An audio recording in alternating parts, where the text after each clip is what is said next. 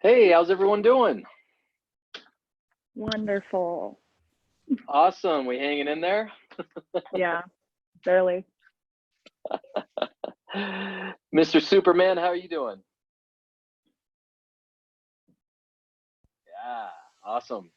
Awesome, awesome. Rhonda just had a great conversation with you. It's good to see you again.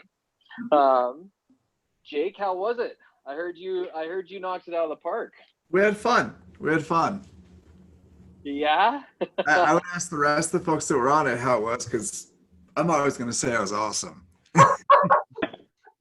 Well, here's our opportunity, right? How many I of don't us know. were on the call? Yeah, I was there. Can you hear me? Awesome. So what'd you think? It was great. I think I got a chance to actually share with Jake that I think sometimes just hearing ideas of coming from contribution just makes that light bulb, go off in your head. You forget, even in our, financial conversations, that's be that advocate, help them. But then Jake gave some awesome points around that conversation and resources. And, we have to keep hearing it to stay on track. Yeah, absolutely. Well, and we'll talk a little bit about that today. And, it's kind of funny because, Jake, the two of us seem to spin ideas off of each other without even knowing we're doing it. So, some of this will be a recap, and others parts will not, and we'll just dive right in and have some fun. So we got one more minute. Before we start, is there anything specifically that you'd like to focus in on? If there's something, a topic or something we could kind of really address for the whole group, is there something that is really important to you right now?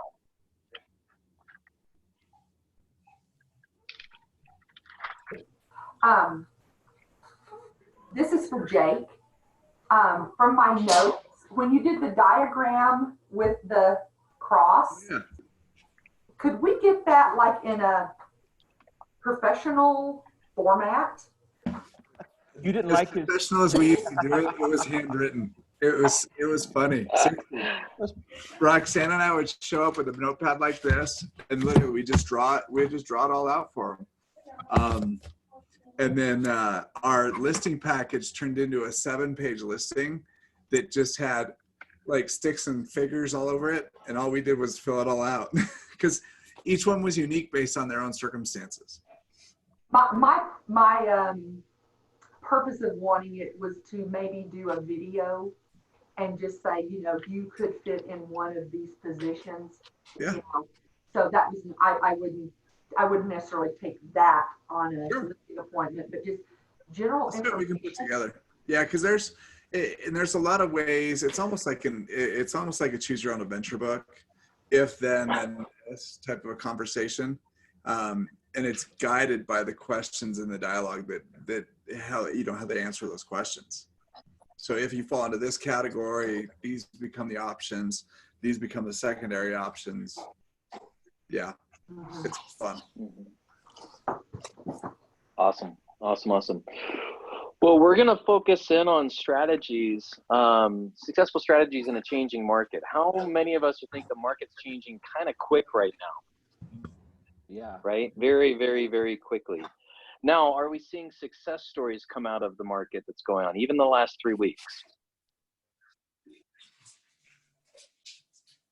Right? Yeah. Everyone got quiet there. Rhonda, you got quiet. You have a great success story from last weekend.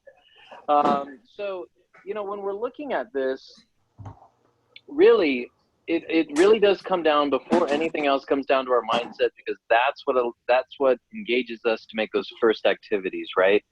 So the question becomes, and I'm just going to throw this out there, have we reset our goals for the quarter? Have we looked at what those goals are for the month, and started to take the approach of a 15th protocol? So what we find is that those who are uber successful when it comes to a market shift pivot quickly.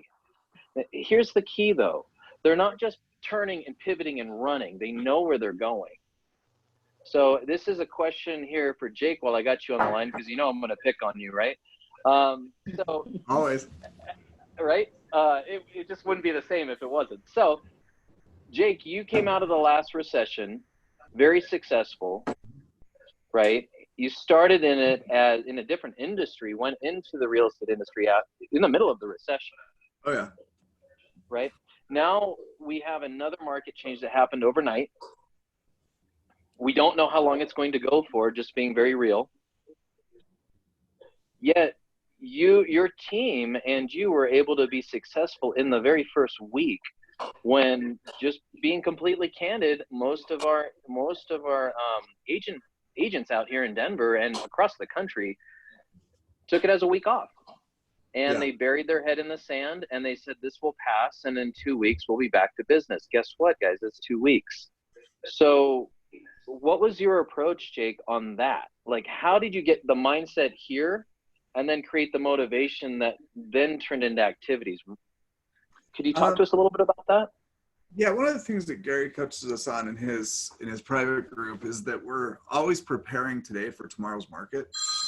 So we've always laid the foundation for a shifting market, not knowing how or where or when it was going to shift.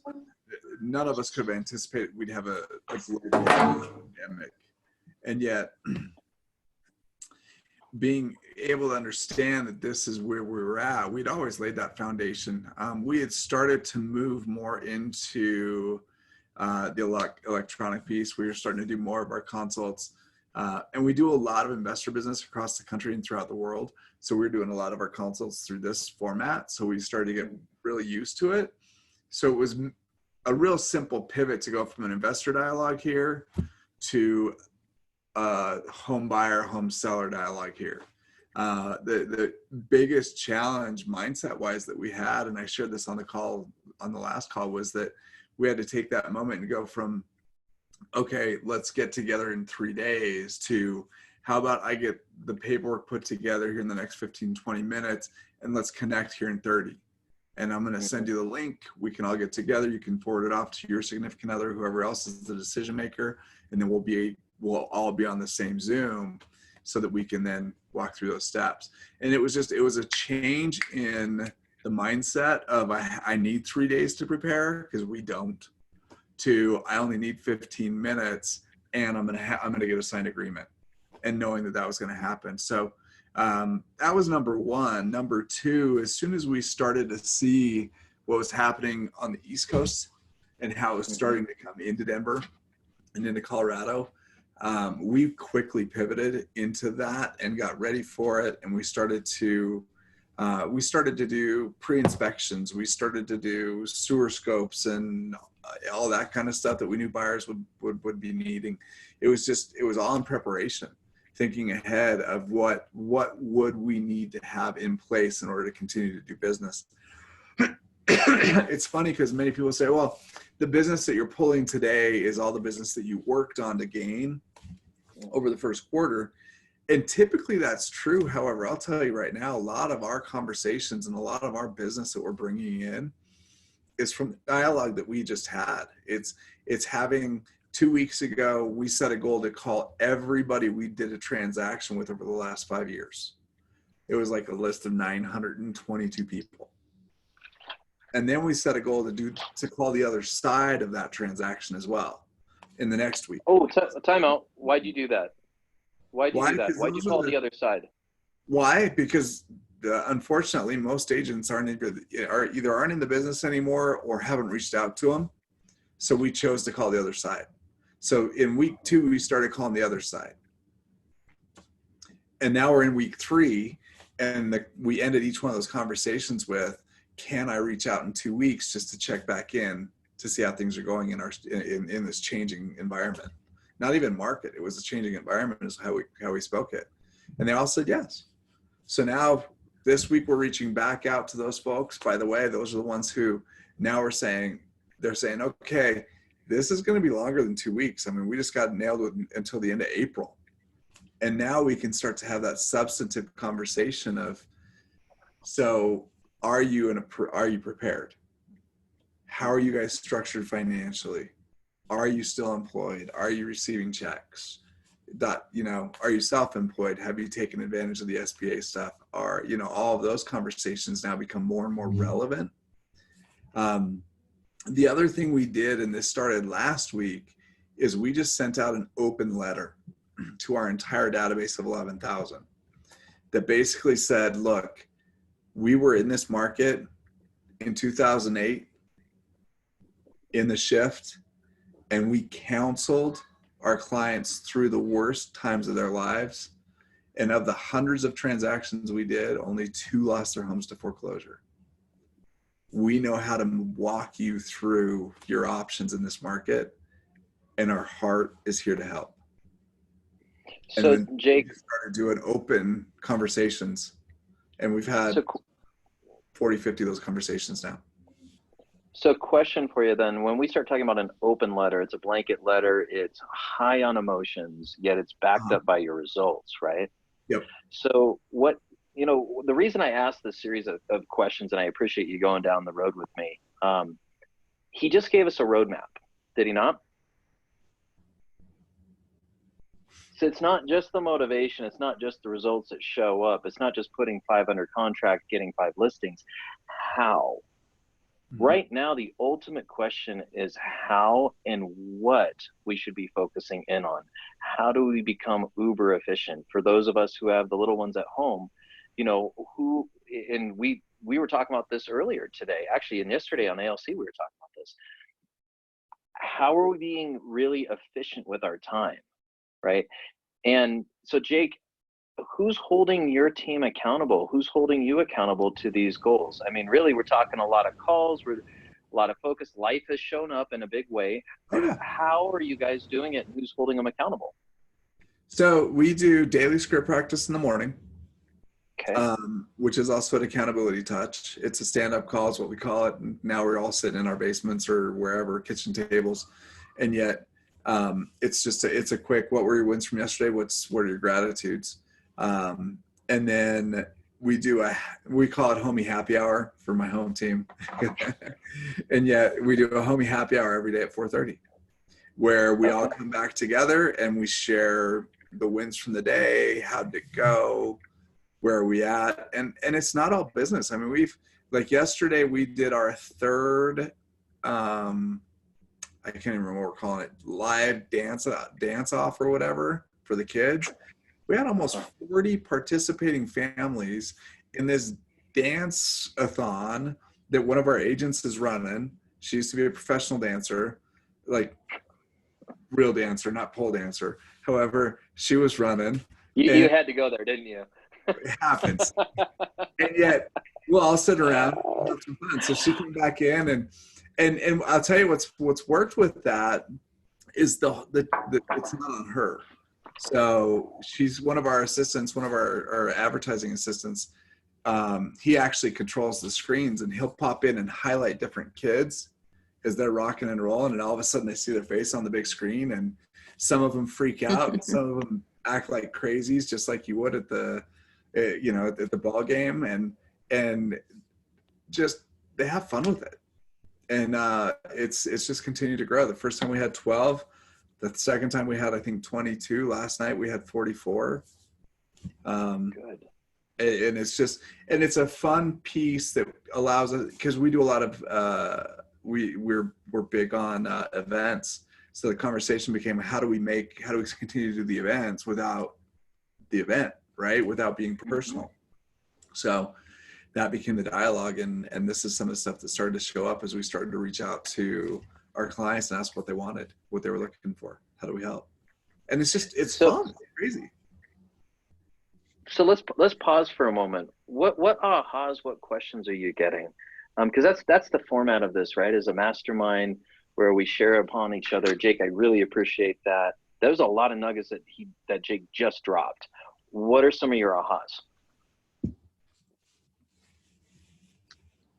I think what I just keep hearing is just take what we've done that's worked and find a way to transform it, stay in action, You know, you mentioned a lot of agents kind of taking that first week off like it was a vacation.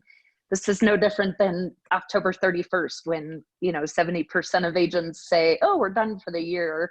But yet, you know, producers go, nope, this is the best time of my year. Dig in, do it different, get their attention, and just keeping our, be creative. I mean, we know the models, follow the models, but your creativity looks different. I think that's awesome, Jody. Thank you. You know, before I ask a question, anyone else have any other ahas or comments, questions? Yeah, William. Yeah, I would say, I don't know, one of the things that he just mentioned, which I think is good, and I think I'm going to try to figure out a way to put some of this together, is that having a group that, yes, what he does for accountability. So still having that group that kind of checks in the morning, then maybe even checks in at the end of the day. I think Amber's doing the little coffee things in the mornings, which is nice. However, I think it would be nice for me to have a couple people where I more consistently said, hey, okay, this is what I'm going to do today. What are you going to do today? And then we just kind of, again, have that debriefing at the end of the day saying, how did you do?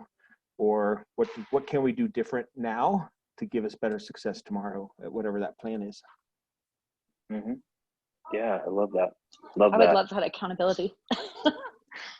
Well, and that's one of the things that I wrote down here is you have the motivation, yet the motivation without accountability is like running in place. You can have all the motivation in the world, but if you don't have accountability or accountability partner or someone you're checking in with that's holding us accountable, right? And knowing that it's how do I say this? Being okay if you have a day where it slips a little bit, you know, this is the opportunity to bounce back right away. That's actually one of the most important parts of accountability.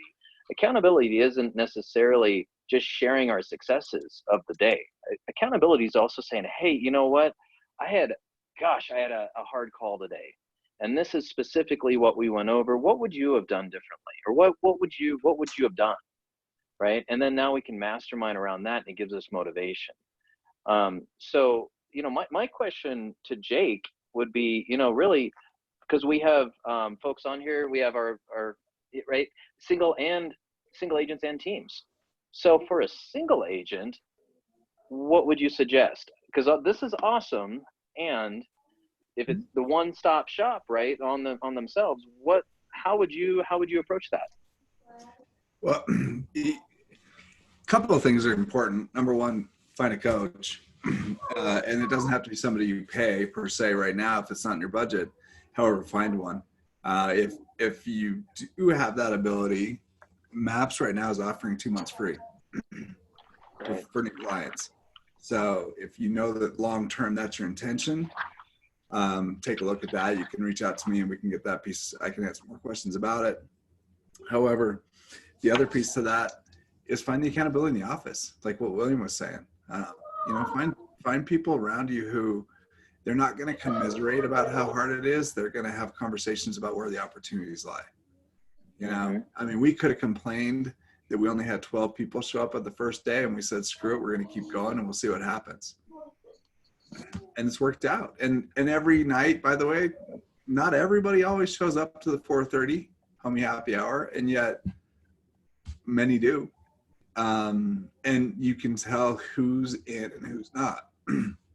So those pieces are key. Then the other half to that is Gary said it really well. He says that it's not about if we're going to pivot, it's about how fast you're going to pivot. So speed right now, speed to the lead is more important than ever. And for those who aren't digging deep into the database, you're fooling yourself if you think that that person only exists in your database, because there are others that are. Meaning in short order, if we're not connecting and we're not holding tight, somebody else is going to add that person to the database because they're asking the questions. Here's the other piece. If you're just calling up and gabbing and not getting substantial in the conversation right now and connecting emotionally, you're going to lose that deal anyway. Mm-hmm. Right now, it's funny because our clients aren't asking what your commission is anymore. They're asking When do you think I should? When do you think I should list? Uh-huh. Well, and just tying onto that, it's almost the conversation of 10 years ago. I know there's several of us who weren't in the market 10 years ago, and that's okay because you have others around you that were. And that is exactly the conversation 10 years ago. Should I list it now or should I wait 2 months? Well, gosh, Mr. Seller, if you wait 2 months, the way the market's going, just being real, the way the market's going, you may take a $20,000 hit. Are you okay with that? Because I'd rather have this conversation up front than have this conversation in 2 months when we're stressing. So it's, and that is your value proposition. I mean, that's what's amazing about this, right? The value of a realtor has never been higher, ever. And whether you're brand new or you're experienced or you've never sold a home or you've sold 1,000 homes, all of us lean in and we lean on each other on who is doing success, causing success stories. What Jake talked about a moment ago, I thought was really interesting, and I mean interesting in a fantastic way. Because guess what? He just talked about something that Jake, I don't even know. No, I bet you do know you did this. Page 55, Shift Book. Uh-huh. Look at that.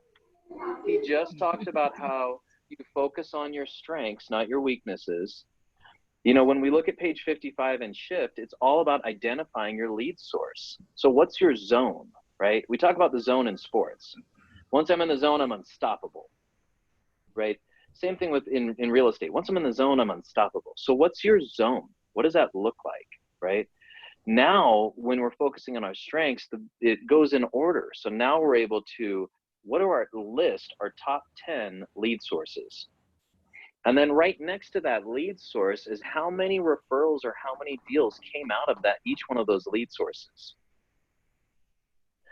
The second piece to that would be to prioritize those lead sources.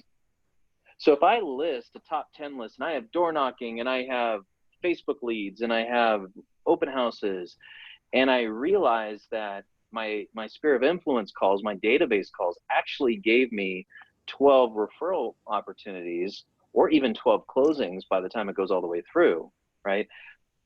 That would be number one on my priority. And if the other activities don't match up, that's okay, but list them out 1 through 10 on priority. The key piece then on the next conversation that ties into this, which is the point number 3, is focus. So if I know, I'll give you an example. If I know expired listings gave me 14 referrals, it's my number one lead source, right? And it blows the other ones out of the water. What am I going to focus in on that was one of my strengths? Probably expired listings, right? Now I just have to change how I have those conversations or adapt to how I have those conversations. Change is not a scary word. Change links into growth. And that's what's amazing about this is that, Jake, you talked about it yourself. You guys were running these systems, not even knowing you were going to have to plug in because you have clients from out of state. Are we using those types of nuggets into our business, and how are we using them? So how many of us have identified our lead sources, prioritized them, and then focused our business around the top 5 lead sources? If you make a list of 10, cut off the bottom 5, focus in on the top 5. That becomes very, very efficient. It may not be now we need to double, triple down. It's double, triple down in efficiency, not necessarily time. I could put in 4 hours, 5 hours of lead gen a day, but if I'm not being efficient, I'm just spinning. And then what does that lead to, right? That leads to starting to get pretty fascinated because I want results. I'm a results guy, just like all of you are. So now if I'm getting uber efficient about it, if I know I have an hour and 15 minutes, what can I do in that hour and 15 minutes to cause the most amount of traction possible for my business? Creating a list can help with that. What are your thoughts around that?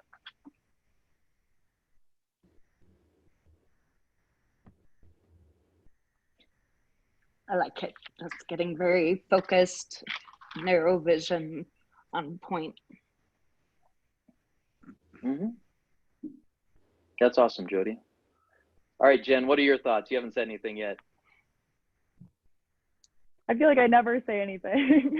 That's it. That's my thing. I like to listen and like, you know, I don't know. I like that idea. I feel like condensing down everything and making like a smaller list instead of like a larger list where you like start stressing out over things, I think is like, you know, way better of an idea for me at least, because I get overwhelmed with long lists.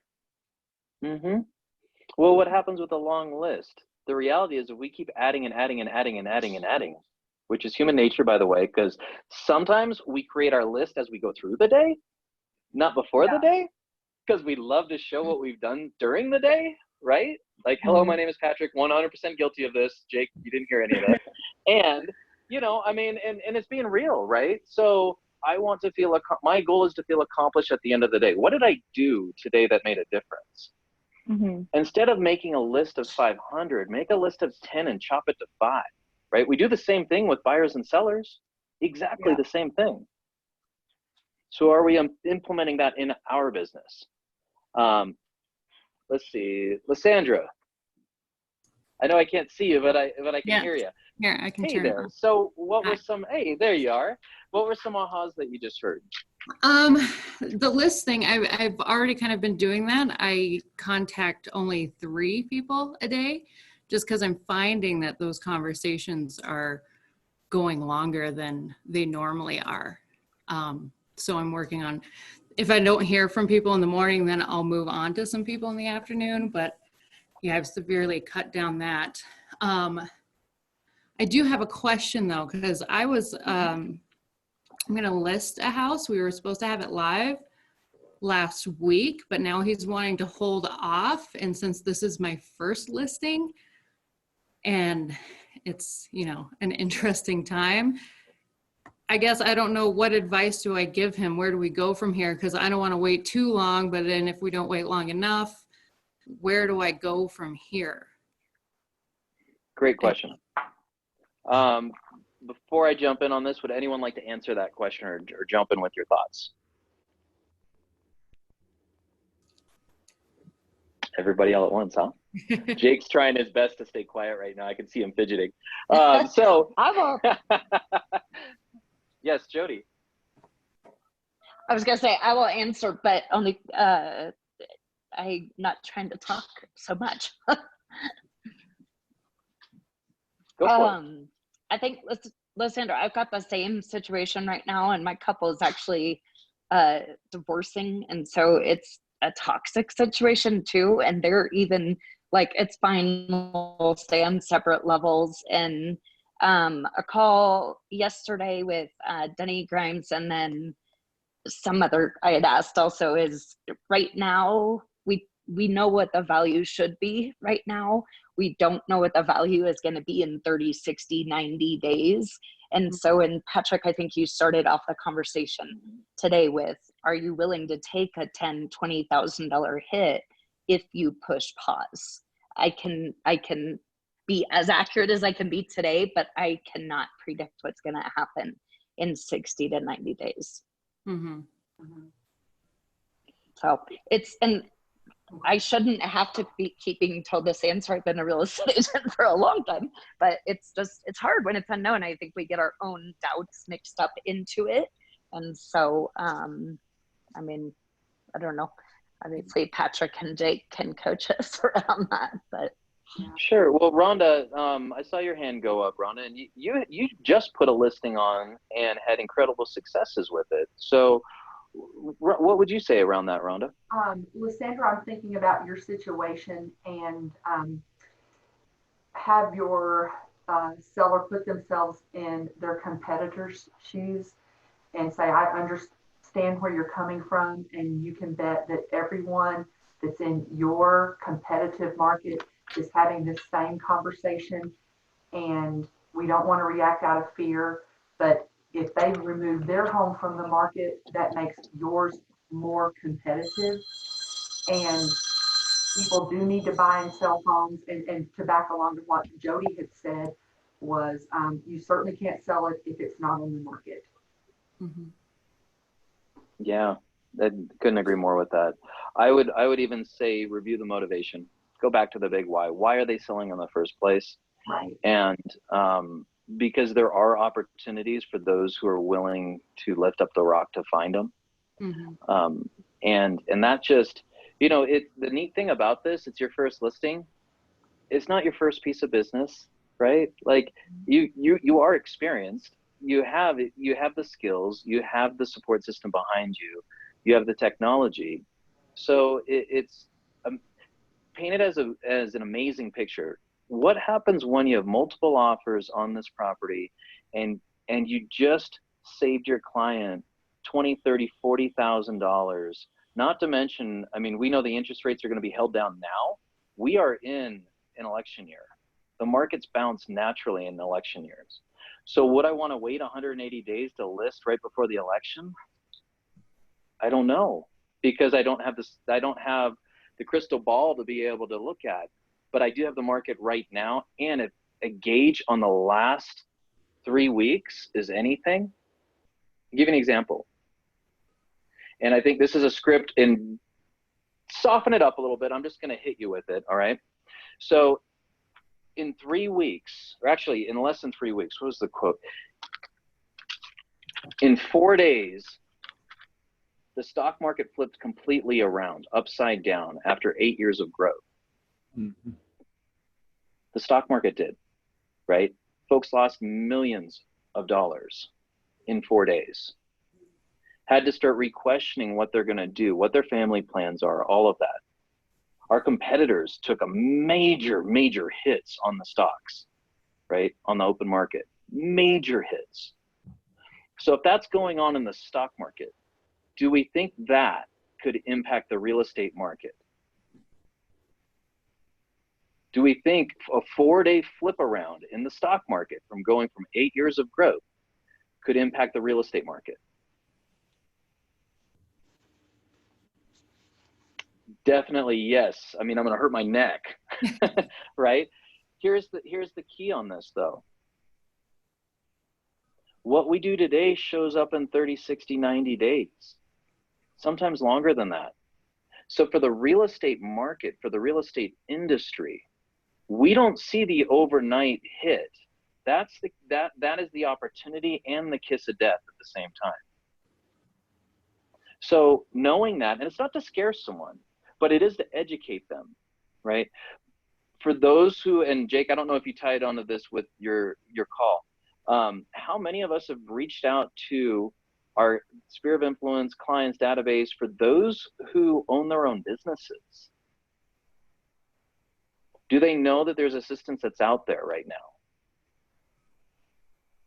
And even big corporations, right? Do they know that they can go to the SBA and go to sba.gov and go research it? That's a powerful conversation to have. Now you're not just talking about them. You're talking about who they employ and their families. And that's a really, really, really big deal.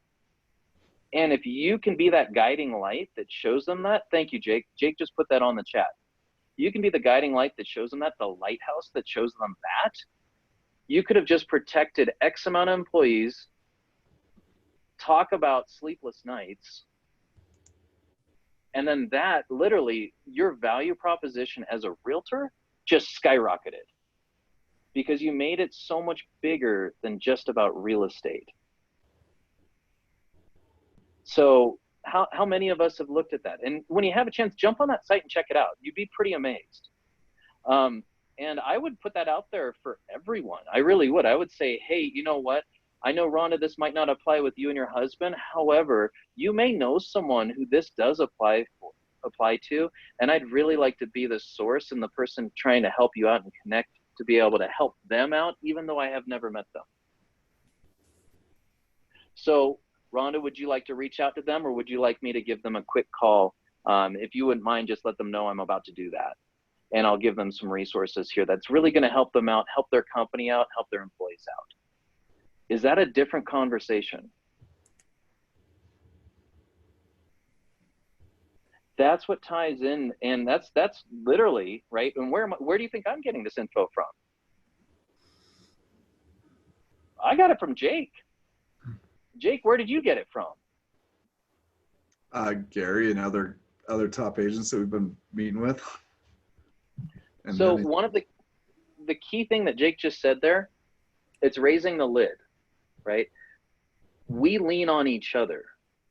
Success breeds success. So if we're looking for the top skills and strategies, how to accelerate in a changing market, you may have to raise your lid. You may have to change the top 5 people that are around you, because take a really good look. And I'm not saying break up with your boyfriend, girlfriends, or spouses, or whatever. Don't do that, please. That's not what I'm saying. What I am saying, though, is really look at who you lean on, who holds you accountable. Have they been there before? The ones who have been successful and been there before and survived the last shift and then thrived right after it, Mr. Ginger is one of them, all took clues from others who are having major success. We didn't do this alone. So if ending with anything, take a really good look around and say, hey, you know what, do I need to raise the game a little bit, raise the lid? And then focus on what your strengths are and develop lists around that. The key around that is let someone know, right? Like if you're gonna develop a list, you need to be serious about it. Shoot William a text, or shoot, all of us are in brackets, right? We're doing March Madness, which is now April crazy. I don't know what it's called. and you have the ALC leading each of the brackets. And we met yesterday and talked about that. And they want to help. They really want to help. So maybe that's the person that you shoot your list to. You know, look around in your environment, and if you don't have that person, reach out to us and we will connect you with someone. So, you know, the big thing is we really, and I mean this to everyone, not just on this call, but I really mean this, and I know Jake does as well. We really care about you guys. Like, we really care about you guys. And that's why we're pushing these things, is to be able to say, hey, you know, if you need help, do not stop, do not wait. You know, Rhonda, we joked about this. You don't wait for a coaching call, right? Like, text me, call me, let me know, right? Jen, you and I have talked as well. William, same thing. Like, you guys, lean on us. We're here to help. And it's literally, otherwise, I'm going to drive my house crazy, because there's only so many jokes and things I can tell my 1-year-old, and he laughs and then he dirties his diaper. So help me help you. They're saying I'm a 1-year-old. Yeah, you know, it's my world right now. Yeah. Hey, Will, you said you've got a question over there. What's your question? It was so in the call that we did earlier, the thing that stood out to me is kind of what you started that little session with about about don't wait, you know, make a decision now, decide what you're going to do now. Don't just kind of sit there for 30 days, because then it'll be too late. I just wonder if you could maybe give a quick minute recap or on that before we go. One of the biggest, so what I said was one of the biggest lessons we learned from 2008 was that the people that waited too long and didn't get the proper information fast enough were the ones who paid the price. They're the ones who ended up in the short sale situation. They were the ones that paid that price over the long term. Roxanne and I and Keith, one of our biggest passions, and the reason why we didn't take a week off, the reason why we didn't see this as a break, the reason why we're working more than we've ever worked before, is because we have this breadth of knowledge, this huge database. And our passion right now is that no one in our database ends up waiting too long to get to a point where they end up in trouble. Because most of our database nowadays has equity. Most of our database nowadays has an opportunity. And the opportunity is for them to do, it may not be comfortable, and yet for them to do something uncomfortable today that sets their family up for financial security for the rest of their lives, when you can help them see that path, most will do it.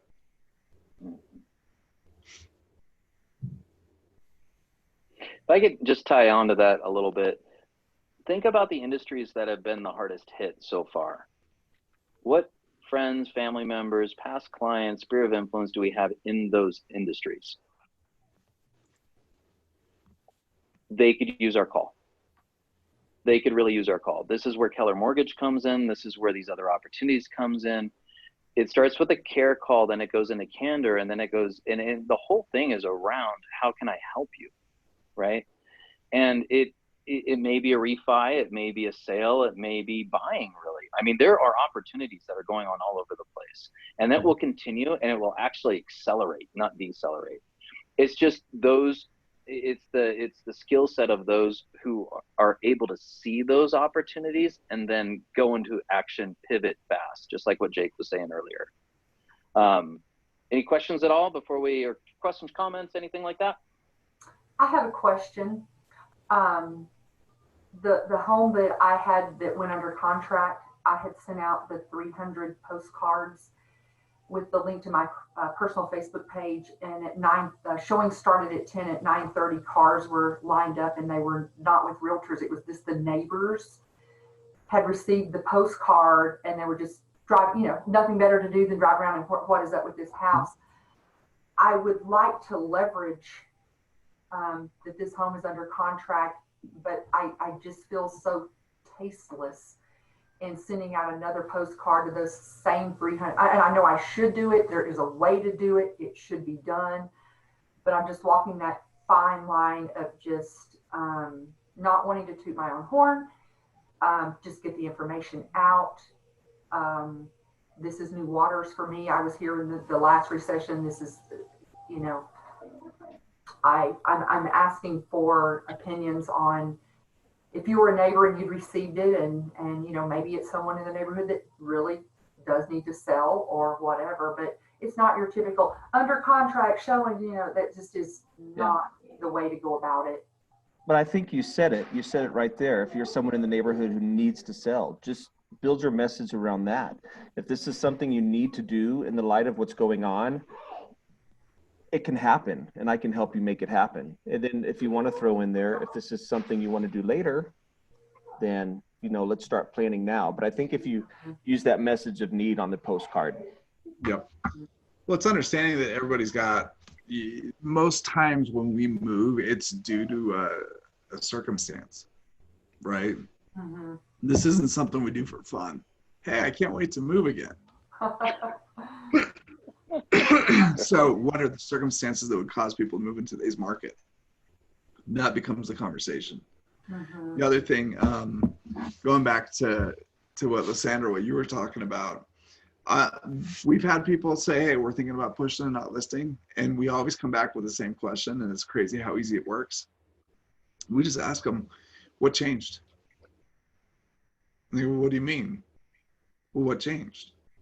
What changed between 2 weeks ago and when we were ready to go and now? And they inevitably they go to the coronavirus thing. And we say, okay, so that's something that's out of our control. What changed that you could control? Because at the end of the day, any blip in that case could have done it. So if you can still sell for the price you want and accomplish the goals you've set, what would be different? What? And what they find out and as we're seeing, we put now 8 homes on the market in the last 10 days, and 7 of the 8 have gone under contract within 48 hours.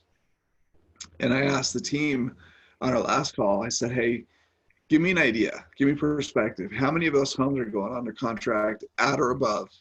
And how many have gone under contract below? One's got under contract below asking, everything else is at or above. And we're talking 5, 50, 600,000 average price. So there's still a huge demand.